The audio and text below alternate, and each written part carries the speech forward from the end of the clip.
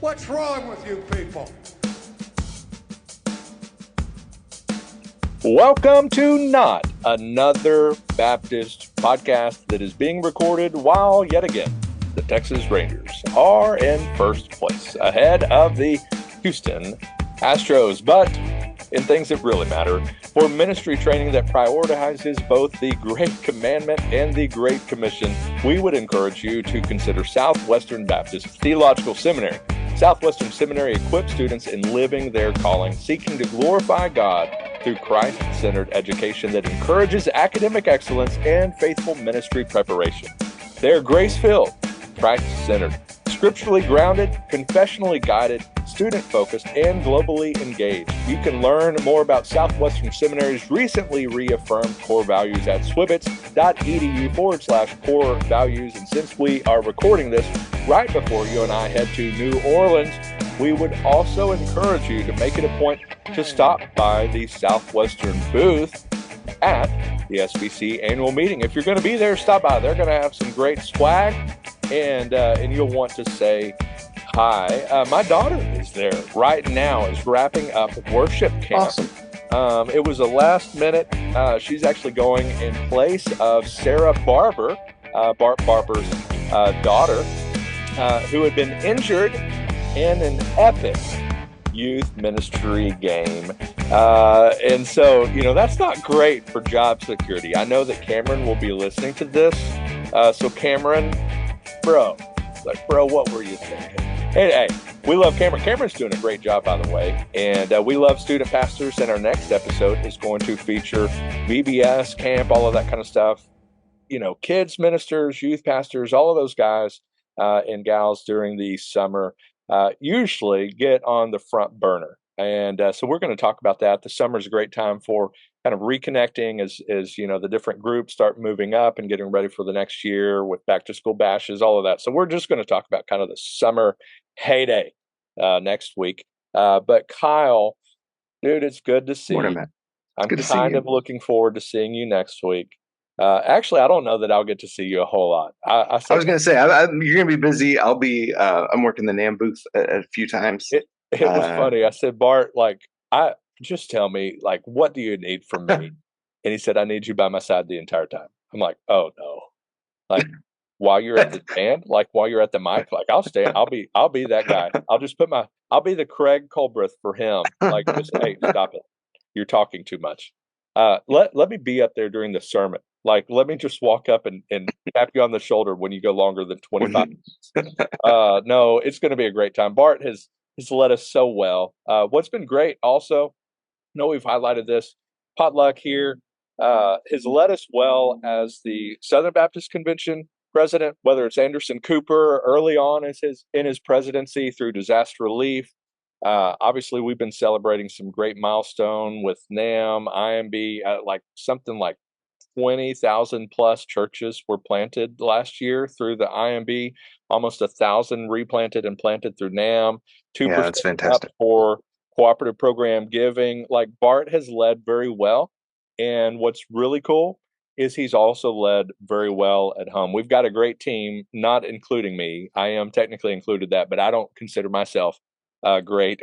But we do have a great team. But we have seen, I think, 26 baptisms since Bart was elected president. And so apparently, if you want to see revival at your church and an increase in baptisms, just get your pastor elected as president. That's what it takes. Now, Bart has led simple. Well. That's it. That's all you need. There's the magic bullet. It really helps you major on the majors. I don't know.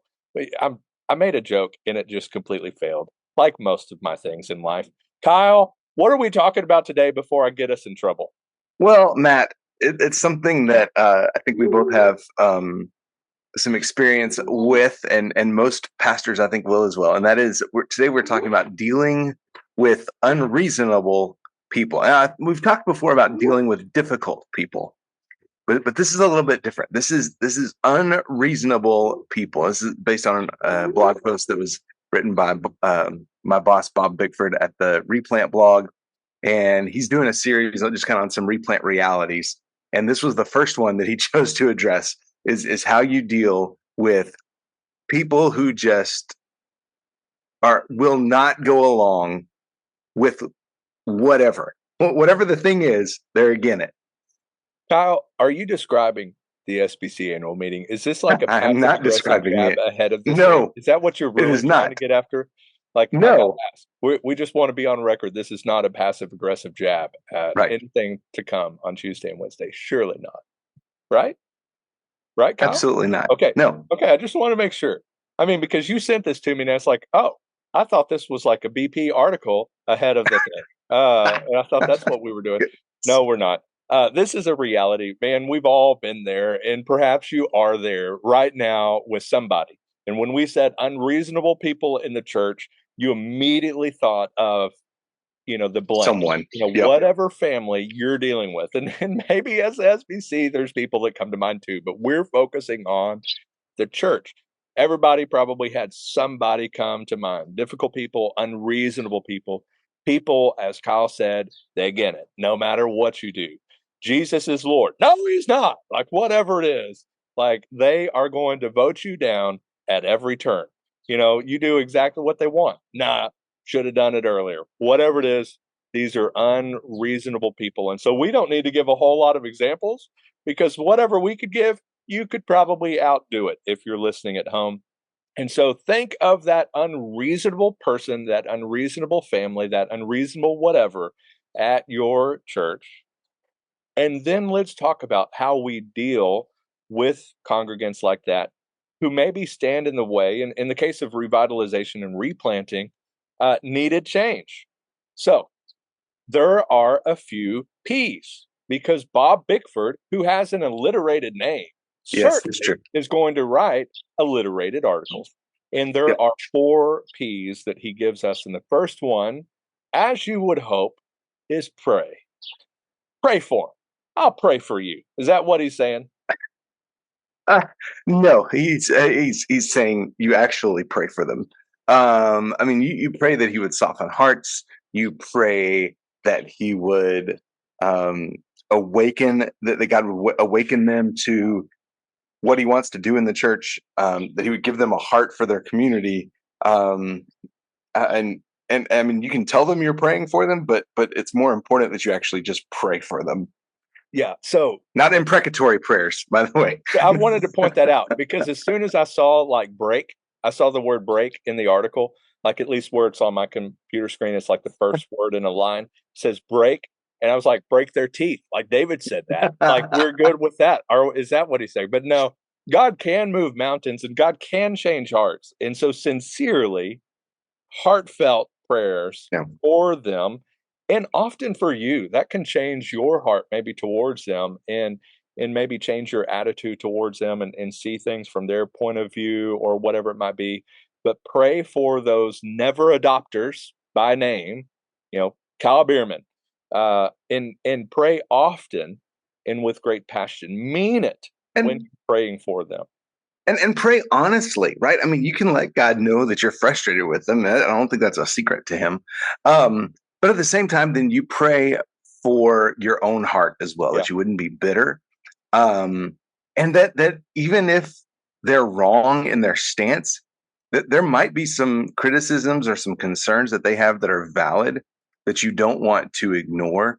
And so, along the same lines, pray and ask God to reveal that to you as well. If there's some truth to, their hesitancy, that you wouldn't just gloss over that.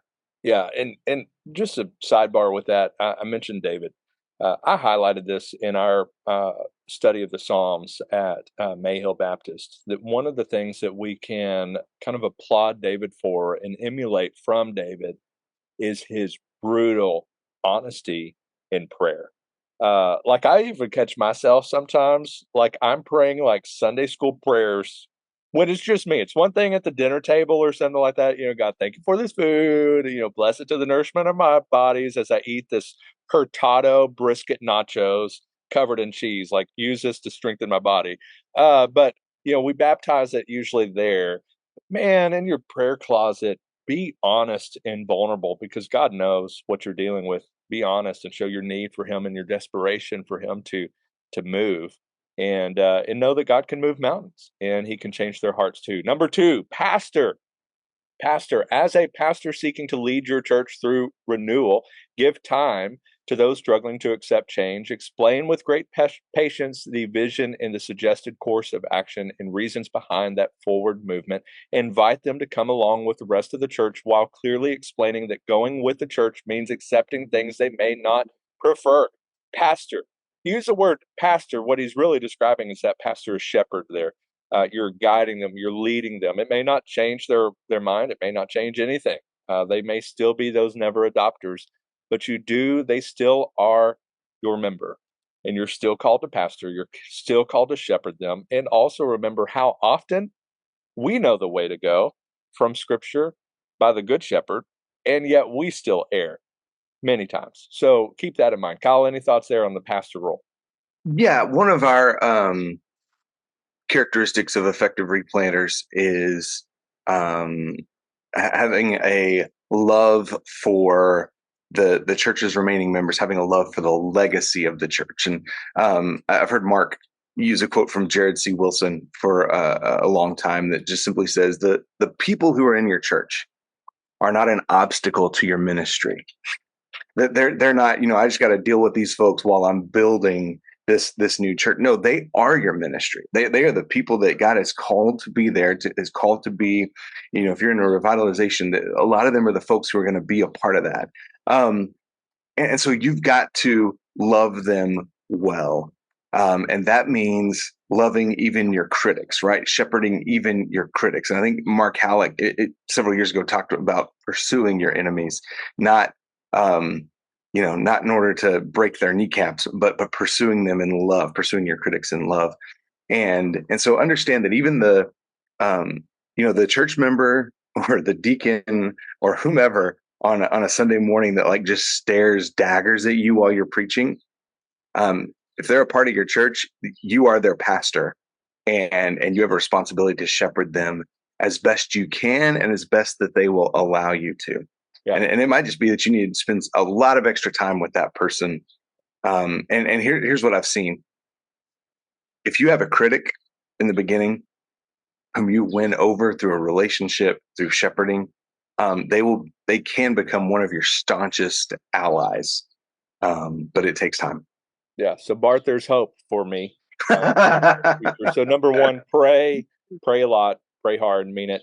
Pastor, shepherd them well, and then proceed. You got to proceed. You can't stop with just that one naysayer, that never adopter, because you're never going to have full 100% support for every church initiative. Look, my family can't even decide where to go eat. When it's Sunday afternoon, it's like, where do you want it? Well, I want Rivera's, I want jalapenos, I want Benito. Like, all of us have a different opinion, and you've got a church of 50, 100, 500, 1,000. Where two or more Baptists are gathered, what's the joke? Right? So there's plenty of opinions to go around, and many times you're going to get the vast majority on board. You'll certainly have those that will follow you through thick and thin. You'll win over a lot of those people kind of on the fence, but you're going to have some that will always be a no matter what you say. And some will move forward with you, some will jump off the train. But if the majority of the church leadership and church body are in agreement about a strategy, a vision, or an action, a thing you're trying to do, whatever, move on, go forward. Take some time to win them over, but if you can't, move forward. And then let's go right into that final one, because it often leads to that. Prepare to say goodbye. When you proceed on blank, doing away with the bulletins, getting rid of the hymnals, putting up the projector up on the wall, whatever it might be, whatever that decision is, big or small, because sometimes the people will leave for the smallest of reasons. But usually that's like the straw that broke the camel's back. But some of the most difficult conversations that Bob says that he had were when church members who love Jesus and the church were just not able to walk with us towards the future. Now, this is worth mentioning because there is that opinion that I think you and I share to some degree, that sometimes there is that blessed subtraction. But at the same time, that's not something to celebrate. It's a mournful thing. Even if it's ultimately good. I mean, we see in Scripture where people went two different ways, and that being a positive thing. I think we're going to see that potentially next week at the SBC annual meeting. But this isn't the focus of the meeting, our conversation today. But we're going to see that next week. That's not a time for celebration. That still should with SBC, with your church, when somebody leaves, even if it's somebody that's kind of been in your way, annoyed you terribly, and just kept you up at night many times. Maybe it's a sigh of relief, but it's not a time for celebration. It's not a party. Yay, they're gone. So that needs to be said. But there will come a time where you have to say goodbye to that never adopter. Eventually, it's just too far, too many changes, whatever it is. Kyle, any thoughts there? No, you're right. So these two things together, proceed and prepare to say goodbye. I like that Bob points out you'll never have 100% support for every church initiative. And I dare say, even if you have a unanimous vote, that doesn't mean you have 100% support. Because there are probably some folks who have some reservations who are just unwilling or unable to vocalize those. So even if you have everyone voting yes, there's probably still some reservations, and you need to be cognizant of that. But I would also say this: if you're like about to make a major change and you think you have like 51% of the vote, I would not proceed. So even proceeding doesn't mean you just go straight ahead like a bull in a china closet, and whoever's in my way is going to get run over. No, you might have to change directions a little bit as you proceed. But you're still moving forward, moving towards the goal of, in this case, replanting, revitalization, seeing a once dead or declining church brought back to life. And here's the reality. Not everyone who's there when you start is going to be there at the end. There's a whole lot of reasons for that. Some folks will get upset. Some folks may say that's just not something they can do. Some folks may simply say, look, I understand the energy that this is going to take, and I don't have it. I don't have the energy to be involved in this. So you just need to understand that ahead of time. Some of those will be painful, but as you mentioned, there is such a thing as addition by subtraction. But you don't want to. You're absolutely right. You don't want to celebrate that. You don't want to, be giddy because someone left. That's not a good thing. It might be a positive thing in the long run, but it's probably not a good thing in the short term. Certainly to brag and celebrate. Hey, I ran this person off. That's fantastic. All right, Kyle. So we need to pray. We need to pastor, shepherd our people well. We need to proceed.